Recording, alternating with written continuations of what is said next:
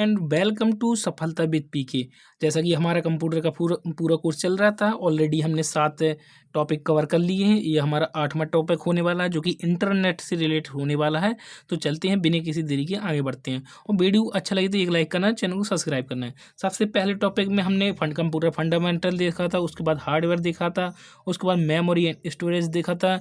इसी प्रकार में हमने अभी तक हमने MS ऑफिस तक कवर कर लिए हैं। आज का वीडियो होने वाला है इंटरनेट से रिलेटेड, ठीक है, जिसमें हम इंटरनेट की क्वेश्चन देखेंगे, www के, website, web browser, search engine, URL, domain name, IP address और DNS और HTTP एंड HTTPS से रिलेटेड क्वेश्चन देखने वाले हैं। तो वीडियो अच्छा लगे तो एक लाइक करना है, चैनल को सब्सक्राइब करना है। बिना किसी देरी के हम चलते हैं। और आप किसी भी कंप्यूटर एग्ज़ाम की तैयारी कर रहे हो, आपने अगर ये सीरीज़ देख ली तो ऑलरेडी आपका बहुत सारा कंटेंट कवर हो जाएगा। इससे रिलेटेड आपको कोई भी टेंशन नहीं लेनी है। तो बिना किसी देरी के हम चलते हैं, अपने वीडियो स्टार्ट करते हैं, ठीक है। तो हमारा सबसे पहले इंटरनेट के क्वेश्चन देखते हैं। सबसे पहला क्वेश्चन है, इंटरनेट क्या है? तो दुनिया भर की कंप्यूटर नेटवर्कों का एक विशाल नेटवर्क है। अगला प्रश्न है, इंटरनेट का विकास किस परियोजना से हुआ था? ये ARPANET, ठीक है, ARPANET। अगला प्रश्न है, इंटरनेट पर डेटा भेजने के लिए कौन सा प्रोटोकॉल उपयोग किया जाता है? तो ये होता है TCP या फिर IP, ठीक है। अब चलते हैं अगले प्रश्न। हमारा अगला प्रश्न आ जाता है, इंटरनेट का पूरा नाम क्या है? तो ये हो जाएगा इंटरकनेक्टेड नेटवर्क। अगला प्रश्न है, इंटरनेट का जनक यानी फादर ऑफ इंटरनेट किसे कहा जाता है? ये कहा जाता है विंटन सर्फ को। किसको? विंटन सर्फ को। अगला प्रश्न है, इंटरनेट में सूचना का आदान प्रदान किस प्रणाली के द्वारा होता है? ये होता है पैकेज स्विचिंग के द्वारा, ठीक है। अगला प्रश्न है, अगला, भारत में इंटरनेट सेवा सार्वजनिक रूप से कब हुई थी? ये हुई थी 15 अगस्त 1995 को। कब हुई थी? 15 अगस्त 1995 को हुई थी। अब चलते हैं अगले प्रश्न। हमारा अगला प्रश्न आ जाता है, इंटरनेट पर उपलब्ध दस्तावेजों और संसाधनों की संग्रहण को क्या कहते हैं? ये कहते हैं वर्ल्ड वाइड वेब, यानी कि WWW कहते हैं। अगला प्रश्न है हमारा, इंटरनेट से जुड़ने के लिए किस उपकरण का उपयोग किया जाता है? तो किसका किया जाता है? ये मॉडेम का किया जाता है। अब हम चलते हैं अगले प्रश्न। अगला प्रश्न हमारा, इंटरनेट पर प्रत्येक कंप्यूटर की पहचान किसके द्वारा होती है? ये होती है IP एड्रेस के द्वारा। अब हम चलते हैं, अब हमारा WWW आ जाता है, यानी कि वर्ल्ड वाइड वेब आ जाता है। इसके हम 10 प्रश्न इंपोर्टेंट देखने वाले हैं। तो हमारा पहला प्रश्न आ जाता है, WWW का पूरा नाम क्या है?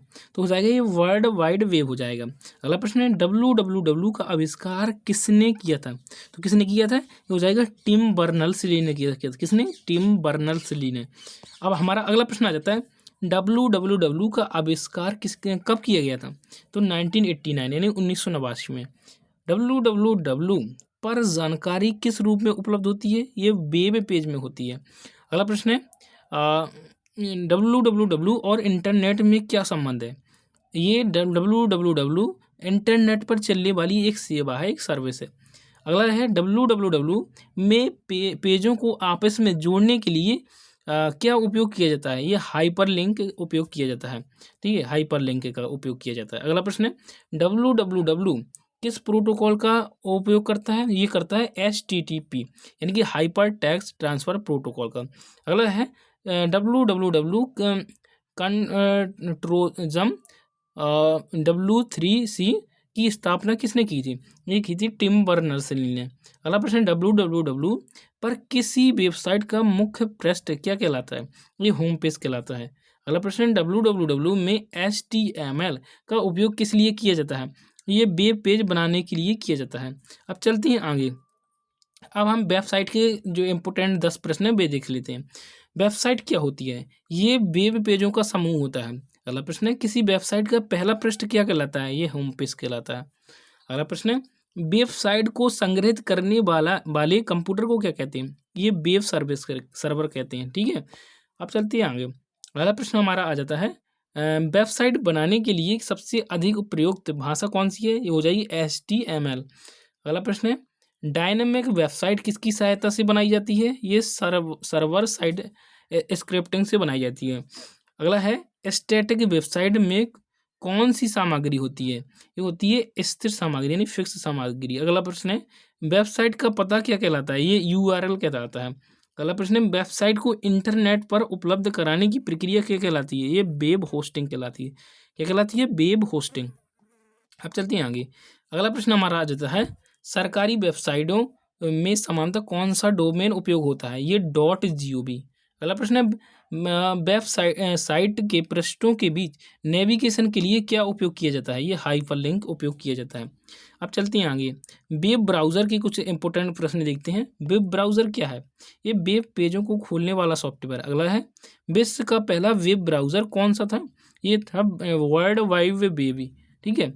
अगला प्रश्न है गूगल क्रोम किस कंपनी द्वारा विकसित किया गया है? ये गूगल हो जाएगा। अब चलते हैं अगले प्रश्न तरफ। हमारा अगला प्रश्न आ जाता है मोजिला फायरबॉक्स किस संगठन द्वारा विकसित किया गया है? ये हो जाएगा मोजिला फाउंडेशन। अगला प्रश्न है माइक्रोसॉफ्ट एज किस कंपनी का ब्राउज़र है? ये हो जाएगा माइक्रोसॉफ्ट का। अगला प्रश्न है ब्राउज़र का मुख्य कार्य क्या है? ये हो जाएगा वेब पेज को प्रदर्शित करना। अगला प्रश्न है ब्राउज़र में बुकमार्क्स का उपयोग किस लिए किया जाता है? ये वेबसाइट को सहेजने के लिए। अगला प्रश्न है ब्राउज़र का इनकॉग्निटो मोड किस लिए उपयोग होता है? ये होता है प्राइवेट ब्राउजिंग के लिए। अब चलते हैं अगले प्रश्न तरफ। अगला प्रश्न हमारा सफारी ब्राउज़र किस कंपनी के द्वारा विकसित किया गया है? ये एप्पल हो जाएगा। अगला प्रश्न है ब्राउज़र एड्रेस बार में क्या दर्ज किया जाता है? ये यूआरएल किया जाता है। अगला प्रश्न है सर्च इंजन के हम इंपोर्टेंट जो 10 प्रश्न है वो देखते हैं। सर्च इंजन क्या है? ये इंटरनेट पर जानकारी खोजने वाला उपकरण है। ठीक है, सर्च मतलब इंटरनेट पर जानकारी खोजने का उपकरण। अगला प्रश्न है विश्व का सबसे लोकप्रिय सर्च इंजन कौन सा है? ये गूगल हो जाएगा। माइक्रोसॉफ्ट का सर्च इंजन कौन कौन सा है? ये बिंग हो जाएगा। अगला प्रश्न है याहू क्या है? ये एक सर्च इंजन है। अगर ये दोस्तों ये बता दूं ये बहुत ही ज़्यादा इंपॉर्टेंट प्रश्न है, बार बार एग्जाम में पूछी जाती हैं। अगर आपने ये सारे सीरीज दिख ली तो आपकी ऑलमोस्ट सारे क्वेश्चन कवर हो जाएंगे। अगर किसी एग्जाम में 20 क्वेश्चन पूछ रहा है तो ये समझ लो 16 से 18 क्वेश्चन कहीं नहीं जाते आपके। ठीक है, और 15 क्वेश्चन पूछ रहा है तो 13 से 14 आप कर जाएंगे। अगला प्रश्न है सर्च इंजन का मुख्य कार्य क्या है? तो ये जानकारी खोजकर परिणाम दिखाना। अब चलते हैं आगे। हमारा अगला प्रश्न आ जाता है सर्च इंजन परिणामों की सूची को क्या कहते हैं? ये कहते हैं SERP यानी कि सर्च इंजन रिजल्ट पेज। अगला प्रश्न है सर्च इंजन वेबसाइटों को खोजने के लिए किसका उपयोग करता है? ये वेब क्लेवर का करता है। ठीक है, वेब क्रेलर का। तो अगला प्रश्न आ जाता है गूगल सर्च इंजन की स्थापना किसने की थी? ये की थी लैरी पेज और सेगरी ब्रिन ने की थी। अगला प्रश्न है सर्च इंजन में कीवर्ड का क्या महत्व है? ये खोज परिणाम प्राप्त करने के लिए। अगला प्रश्न है डक डक गो किस प्रकार का सर्च इंजन है? ये हो जाएगा प्राइवेसी फोकस्ड सर्च इंजन। अब चलते हैं अगले प्रश्न तरफ। अब हम यूआरएल के जो इंपोर्टेंट जो 10 प्रश्न है वो देखते हैं। हमारा पहला प्रश्न है यूआरएल का पूरा नाम क्या है? तो बताएंगे ये हो जाएगा यूनिफॉर्म रिसोर्स लोकेटर। अगला प्रश्न है यूआरएल का उपयोग किस लिए किया जाता है? ये किया जाता है वेब रिसोर्सेस का पता लगाने के लिए। वेब रिसोर्सेज का पता बताने के लिए। अगला प्रश्न हमारा आ जाता है यूआरएल का आविष्कार किसने किया था? तो ये किसने किया था? ये टिम बर्नर्स-ली ने किया था। किसने किया था? टिम बर्नर्स-ली ने। अगला प्रश्न हमारा आ जाता है यूआरएल का कौन सा पार्ट, कौन सा भाग प्रोटोकॉल को दर्शाता है? ये HTTP यानी कि HTTPS यानी कि हाइपर टेक्स्ट ट्रांसफर प्रोटोकॉल जो ना एस और जुड़ जाएगा वो सिक्योर हो जाएगा उसका। ठीक है, अगला प्रश्न है यूआरएल में वेबसाइट का नाम किस भाग में होता है? ये डोमेन नेम होता है। अगला प्रश्न है यूआरएल में जो ये डमडा जो ओवरलैप में होता है के बाद का भाग क्या कहलाता है? ये पाथ कहलाता है। अगला प्रश्न है यूआरएल किसे पहचानने में सहायता करता है? ये वेब पेज को पहचानने में सहायता करता है। यूआरएल का उदाहरण क्या है? तो यहाँ उदाहरण देख सकते हैं आप HTTPS समानुपाती ओब्लिक www.example.com। ठीक है, आप देख सकते हैं। अगला प्रश्न है यूआरएल का कौन सा भाग वेबसाइट के स्थान को दर्शाता है? ये एड्रेस दर्शाता है। ये आपको ध्यान करना है। अगला प्रश्न हमारा आ जाता है यूआरएल को ब्राउज़र में कहाँ दर्ज किया जाता है? ये एड्रेस बार में दर्ज किया जाता है। अब हम डोमेन नेम देखने वाले हैं। क्या डोमेन नेम के 10 प्रश्न देखने वाले हैं। डोमेन नेम क्या है? तो ये वेबसाइट का मानव पठनीय नाम है। अगला प्रश्न है, डोमेन नेम और आईपी एड्रेस के बीच संबंध स्थापित कौन करता है? ये करता है डीएनएस। अगला प्रश्न है कि .com किस प्रकार का डोमेन है? तो ये हो जाएगा टॉप लेवल डोमेन, यानी कि TLD, टॉप लेवल डोमेन। अब चलते हैं अगले प्रश्न तरफ। हमारा अगला प्रश्न आ जाता है, भारत का कंट्री कोड डोमेन कौन सा है? ये .in हो जाएगा। तो अगला प्रश्न है, इतना देखना आपको, .edu डोमेन किसके लिए उपयोग होता है? ये शैक्षिक संस्थानों के लिए होता है।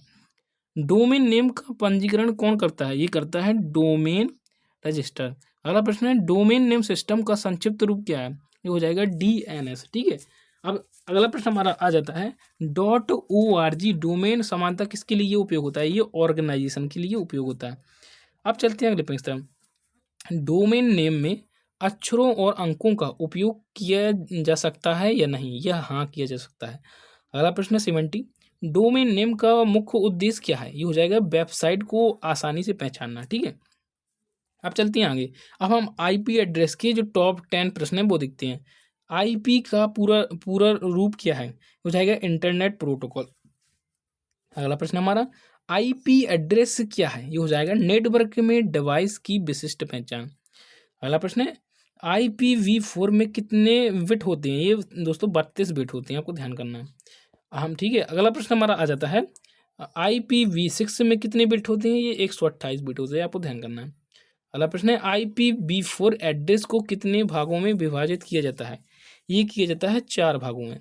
अगला प्रश्न है, IPv4 एड्रेस का उदाहरण क्या है? ये हो जाएगा ये आप देख सकते हैं 192.168.1.1 हो जाएगा। अगला प्रश्न है, आईपी एड्रेस कौन प्रदान करता है? ये करता है इंटरनेट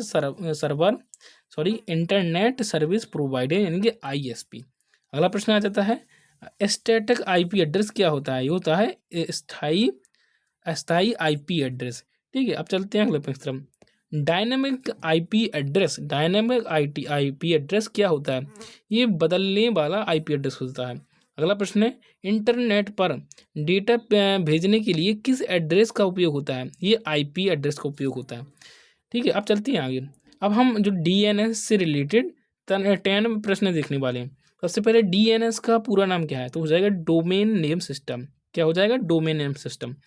अगला है, डीएनएस का मुख्य कार्य क्या है? ये हो जाएगा डोमेन नेम को आईपी एड्रेस में बदलना है, यानी कि चेंज करना। अगला है, डीएनएस को इंटरनेट की कौन सी सेवा कहा जाता है? ये कहा जाता है टेलीफोन डिक्शनरी सेवा कहा जाता है। अगला प्रश्न आ जाता है हमारा, डीएनएस सर्वर किस प्रकार की जानकारी संग्रहित करता है? ये करता है डोमेन और आईपी एड्रेस मैपिंग। अगला प्रश्न हमारा, डीएनएस क्वेरी क्या है? हो जाएगा डोमेन नेम की जानकारी प्राप्त करने का अनुरोध। ठीक है। अगला प्रश्न है, डीएनएस का उपयोग किस समस्या को हल करने के लिए किया जाता है? ये किया जाता है आईपी एड्रेस से याद रखने की समस्या। अगला प्रश्न है, डीएनएस के बिना ब्राउज़र क्या नहीं कर पाएगा? डीएनएस के बिना ब्राउज़र है वो क्या नहीं कर पाएगा? ये डोमेन नेम को खोज नहीं पाएगा।